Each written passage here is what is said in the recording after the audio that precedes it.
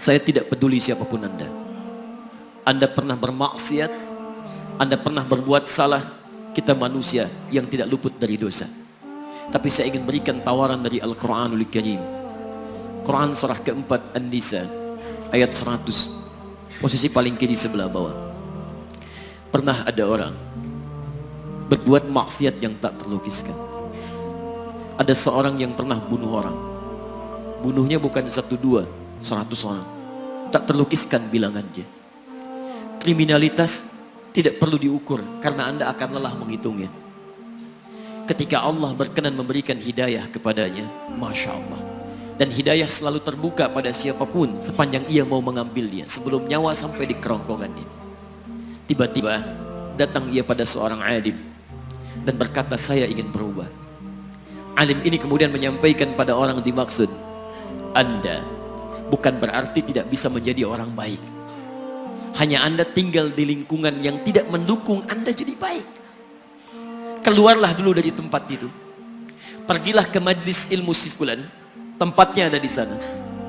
Datang ke sana, belajarlah, dan Allah akan bimbing Anda berubah dari keburukan menjadi orang yang terbaik. Didengarlah nasihat alim ini. Berangkatlah orang dimaksud, menempuh perjalanannya.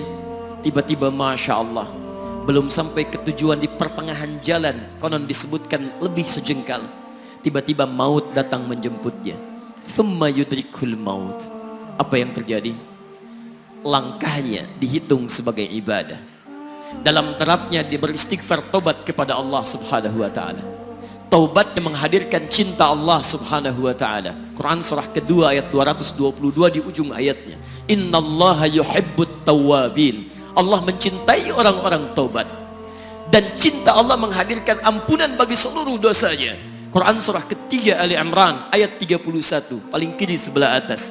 Qul in kuntum tuhibbunallaha fattabi'uni yuhibbukumullah. Allah cintai orang yang mau taat pada Rasulnya. Lihat, ketika Allah mencintai seorang hamba, wa yaghfir lakum dzunubakum, Allah ampuni seluruh dosa-dosanya. Derap langkahnya menghadirkan istighfar, taubatnya menghadirkan cinta Allah menghadirkan seluruh ampunan bagi dosa-dosa yang ia miliki. Maka apa yang terjadi? Di tengah perjalanan maut menjemputnya, thumma yudrikhul maut faqad waqa'a ajruhu 'ala Allah. Dan pahala diberikan kepada orang tadi. Di jalan, maaf, maut datang, taubat diterima, dosa diampuni, dan amalan didapati dengan derap langkahnya. Maka apa yang terjadi? Thumma yudrikhul maut faqad waqa'a ajruhu 'ala Allah. Pahalanya dituliskan oleh Allah, dakhalal jannah, kata Nabi, masuk surga orang ini. Anda bisa bayangkan, pernah bunuh orang 100 orang, mabuk tak terlukiskan, kriminalitas tak perlu dihitung. Ketika dia mau bertobat, datang ke majlis ilmu, Masya Allah, meninggal di tengah jalan, kata Nabi, dakhalal jannah. Bertobat diampuni dosanya, derap langkahnya ada pahalanya, dakhalal jannah. Turun ayat untuk melukiskan tawaran yang sama kepada kita. Wa may yuhajir fi sabilillahi yajid fil ardi muraghaman katsiran was'a. Siapapun yang mau berubah kembali pada ketentuan jalan Allah, kalau dia masih punya batas-batas kehidupan, kami akan berikan kelapangan di sisa hidupnya dan kelimpahan-limpahan kenikmatan selama dia hidup.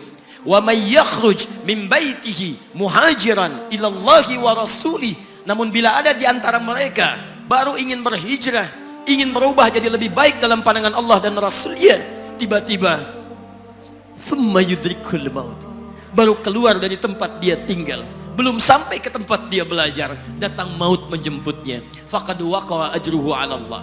Kami terima semua amalnya, kami ampuni dosa-dosanya, dan kami tuliskan namanya di dalam surga. Bila 100 orang saja yang pernah dibunuh oleh orang ini, pernah bunuh 100 orang, mabuk tak terlukiskan, kriminalitas tak terhitung, mau berangkat ke majlis ilmu, tak sampai ke majlisnya, meninggal dia, bisa masuk surga. Masa Anda yang tidak pernah bunuh orang? Ada yang pernah bunuh orang di sini? Boleh angkat tangan? Ada polisi di sini, langsung saya sampaikan insyaallah.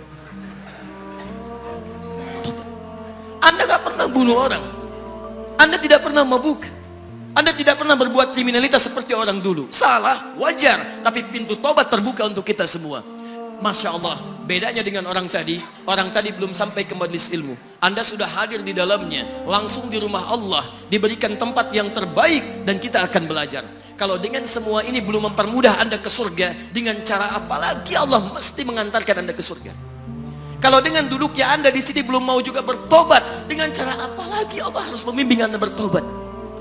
Kalau dengan seperti ini belum juga Anda taat kepada Rasul, dengan cara apa lagi Allah mesti meyakinkan Anda untuk taat kepada Rasulullah SAW? Karena itu teman-teman sekalian, mari kita pelajari ilmunya, dan dengan ilmu itu akan membimbing kita insya Allah kembali kepada Allah sampai mengajak keluarga kita ke surga insya Allah.